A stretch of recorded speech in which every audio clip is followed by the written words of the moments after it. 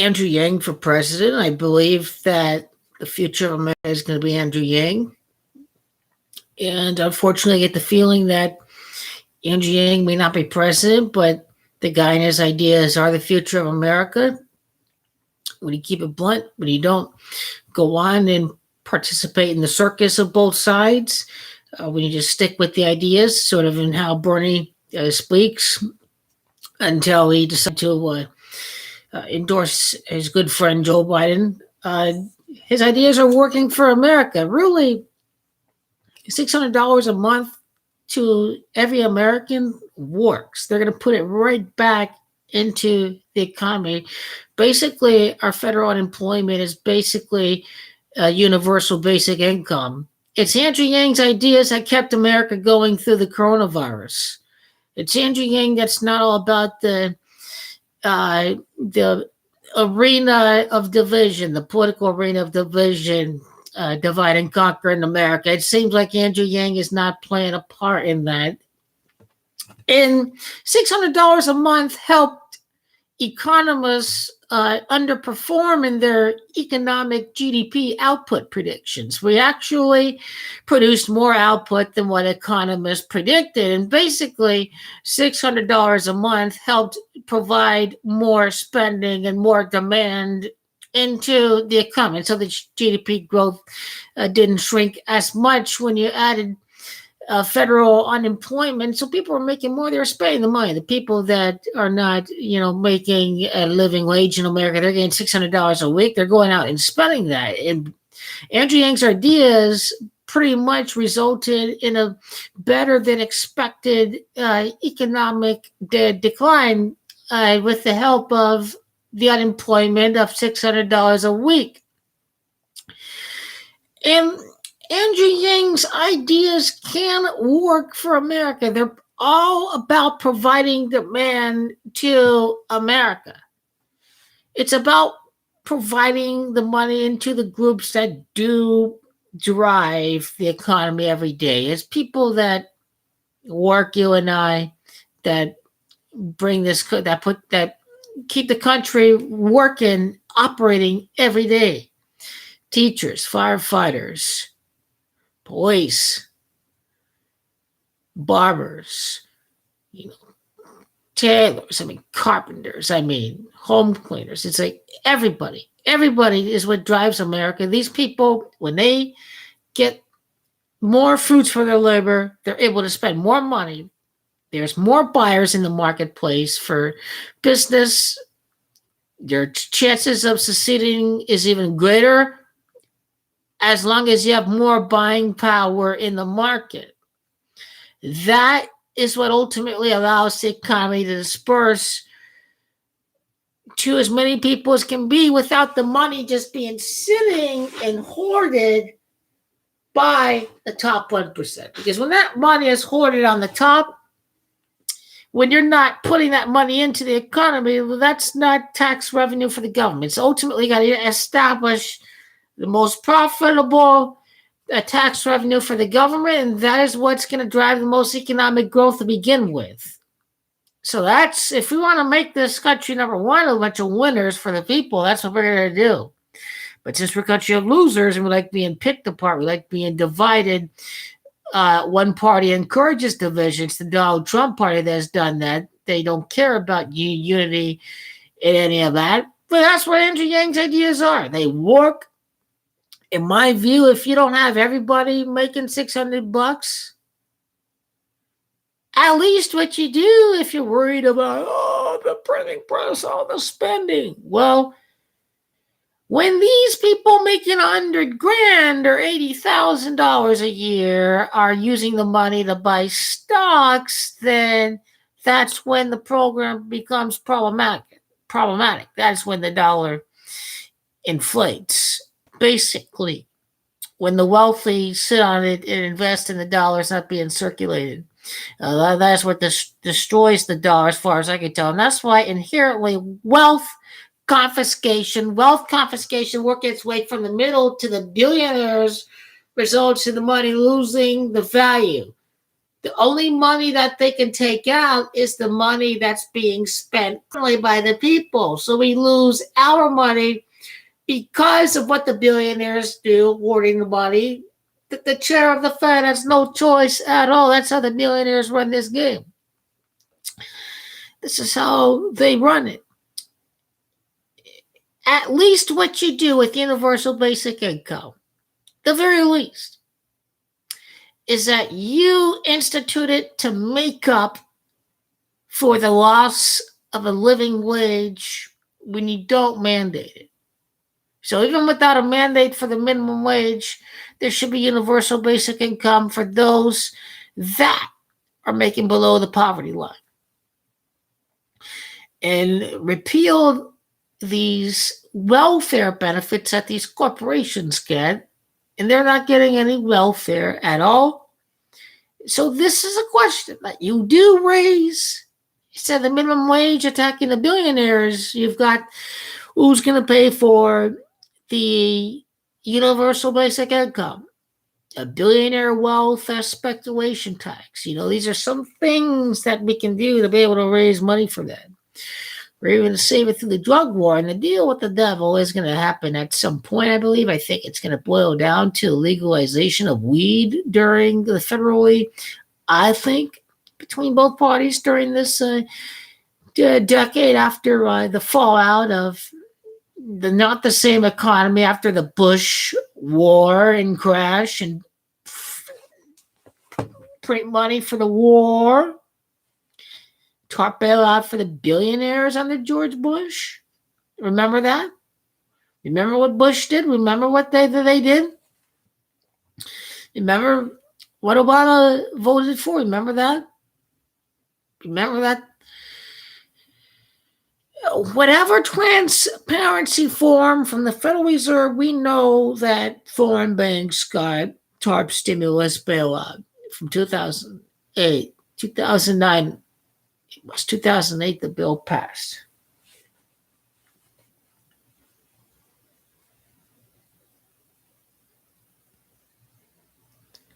And so when we do not have any raise in the minimum wage, Joe Biden company, Cinema, his good friend in West Virginia, Joe Biden, Joe Manchin, good pals with Joe Biden all these years. Joe Biden's going to provide stimulus for the COVID, but it's going to be, he's giving more tax relief for us for the billionaires, but at the end of the day, what Joe Biden's going to do is only temporarily. It's not going to be permanent. He's like, well, we'll give it to them right now when they're suffering, but if this economy is going to go back to normal, that's going to be the same BS as usual, and maybe Joe Biden knows you don't have to do much with that because he knows that people don't vote in the midterms like they do in the general election. And if people don't turn out to vote in the midterms, then Republicans are going to own one of these chambers, either the House or the Senate. Senate not favorable for Democrats with Republicans retiring, but do not underestimate right-wing billionaire propaganda. Don't underestimate, Democrats never playing hard. So they go out and they help Trump win, for example, what they did, despite opposing all the bad stuff that the Republicans did. I mean, come on now. I mean, good about Bernie Sanders. I mean, sort of, one half, two-fifths, 3/5 of the Democratic Party, whatever it is, 3/5, 3.5 they conquered because of the fact that got a progressive in the corporate wing, and that corporate wing with Biden, a vote for NAFTA, vote for Iraq, Biden, any Republican out there like that, I know. And Joe Biden votes to increase the Bush tax bill. Joe Biden did that. But this tax relief in a single year is larger in a single year than Reagan and Trump. Larger tax breaks for the working people, larger than Reagan and Trump. And not one Republican voted for that. Democrats voted for the CARES Act that Trump signed. It was bipartisan, unanimous. Everybody signed that. But COVID relief a year later, when things may be worse for some people, Donald Trump and company did not want that. Well, Trump says he did. Nancy handed Mitch the bill.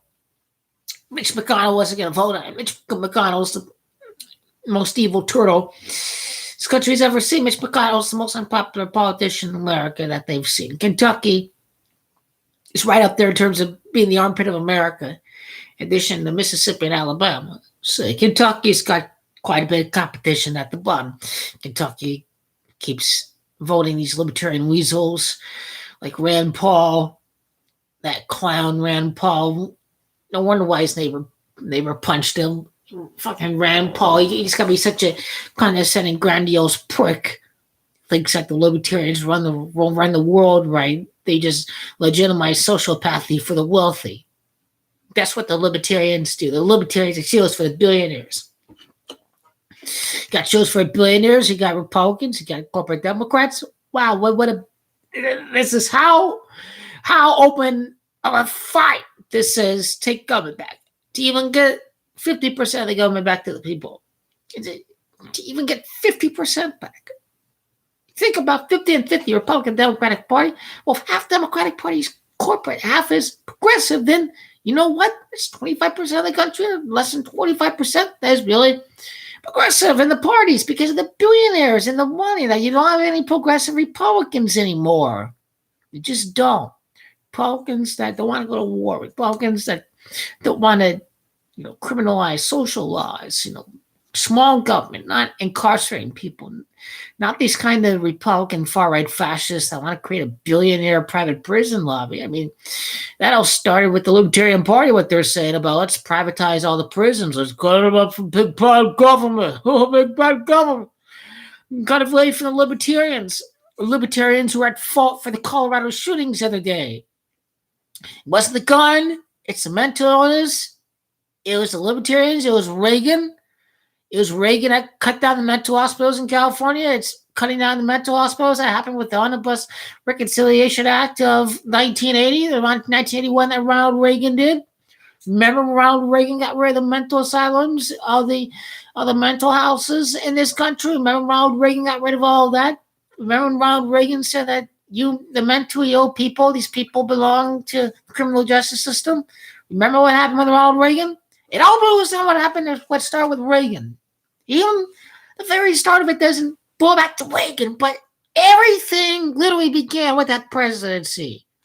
Everything began when big oil wanted to crash the economy and Carter's president. They gave us Reagan. Reagan was their actor. Reagan was their actor to see the inevitable end of the Cold War because the billionaires knew that had everything to do with the fast technological innovation itself. That's what opened the world. The internet opened the world to each other. That was what was growing the economy. It wasn't what Ronald Reagan did as president. Walter Mondale were there.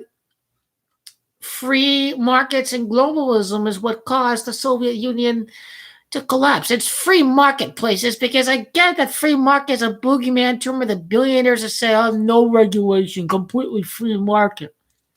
You need a free marketplace where there's a set of rules for everybody to abide by. So there's not total chaos. So there isn't. That's what we have to do. This is what we have to do right here. I promise. I promise you that some of these ideas are never going to be in place, or at least throughout the 2020s. But get ready for the new libertarian way of let's move on from Trump. If Republican Party's collapsing, is this going to be a far-right nationalist fascist cult under Ivanka? Or is that when we see the libertarians? Do we see libertarians happen with Ivanka again? Oh, feel good, Ivanka, lead country back, yay, libertarian. I don't know how much of a whipping boy or how much popular he is, Rand Paul. He's less of a joke than Ted Cruz. these people seriously like this Rand Paul lunatic who says I shouldn't wear a mask with a bunch of Republican senators swimming in the pool, and this guy's a doctor. Never mind that he's an eye doctor. He should know better. He should have common sense if he's a doctor. But Rand Paul is all about privatization of the medical services, and that's the only reason why he's in the job. Again, he's done some charity with Haiti or whatnot, but how he treats the American people is nothing about helping people, which is the case as is in the medical industry. Unless these doctors are about the profits from their prescriptions to these drug companies, and that is why it's the corruption of the medical industry itself. I mean, this is what Rand Paul and many of these Republican doctors are part of. It is about privatization over what is truly what's best for the patient. If it's really about helping them, you prescribe weed or something like a real doctor. There's something else than some psychedelic drug that's going to fuck up your mind, that's going to want you to take more and more and more. You got to understand what the game is all about. And this is all a game for the billionaires, my friend. This really is. But these ideas of Andrew Yang are what the Libertarian Party and the Republican Party are against as a whole. They don't want any universal basic income to those to get them out of poverty. Well, you're about uniting people and bringing them together and having everybody prosperous, or you want billionaires and you want large class welfare, you want large impoverished classes, and you want people desperate, hungry, and dividing against each other. That's what the billionaires want. That's what's at the core of the Republican Party strategy. That's why the centrist corporate, neo-democrat party is not hard enough. And they just sit here and team up with the Republicans. That they sit here and say, oh, we maybe want 30% tax rate, corporate tax rate, but hello, it was 35% before. Why do you want to bring it back? They're still giving each other these tax breaks that they got 6 years ago. Biden needs to be hard on these guys, or it's just more of the same. It's just more of the same. A tax increase is not enough. You need revolutionary changes for the tax bill. That's what you need. But no, that's not what we're going to see under this government at all.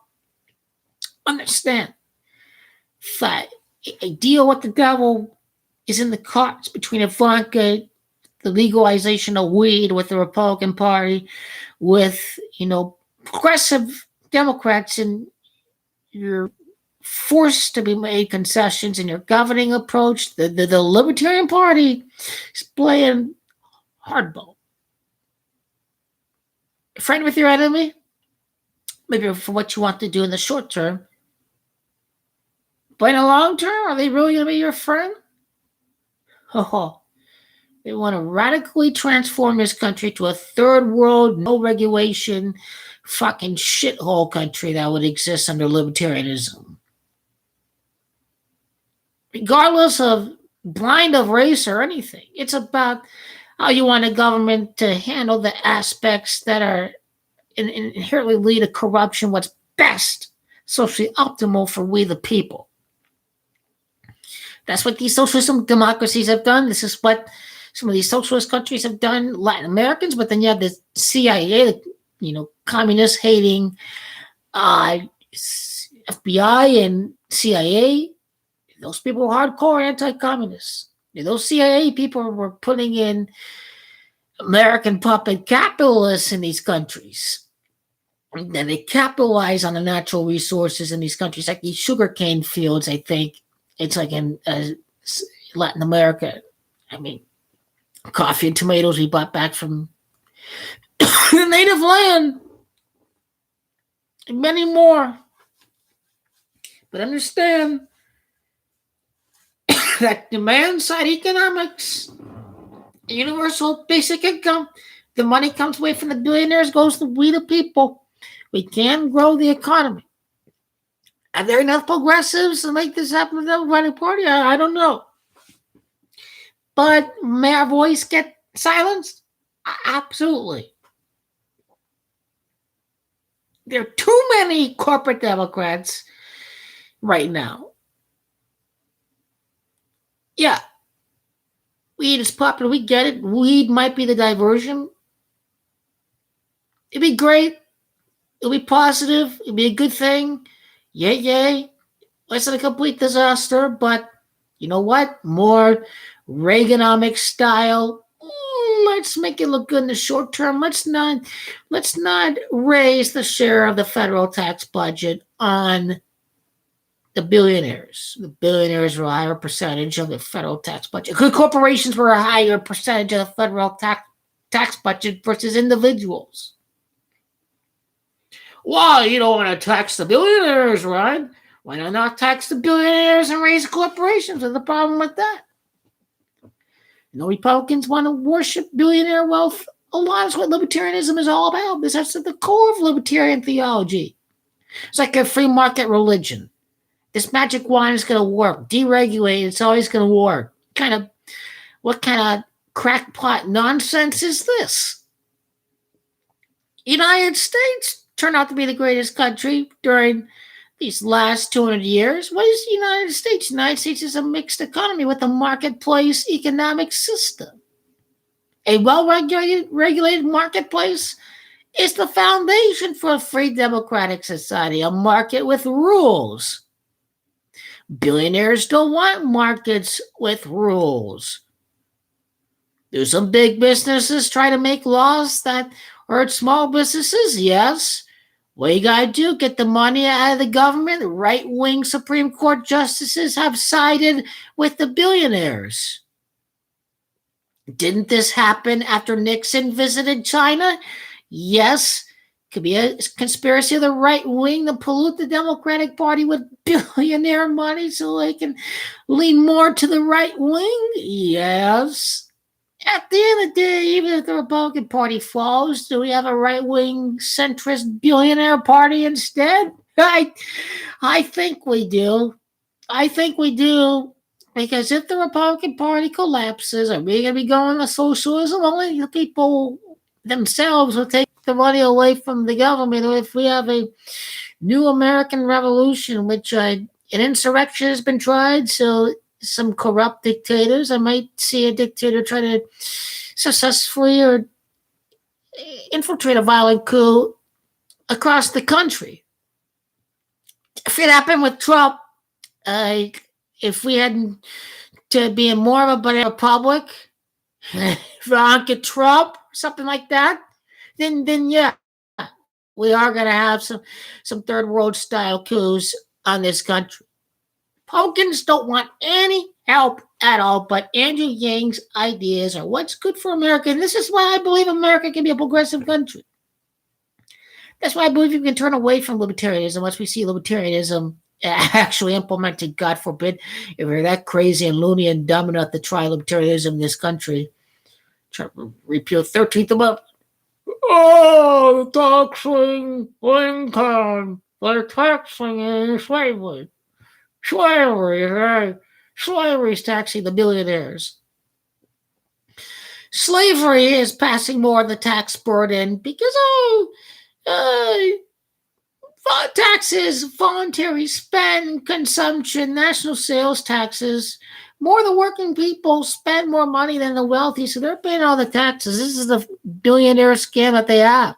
Because the money that they're getting taxed is sitting in their bank account.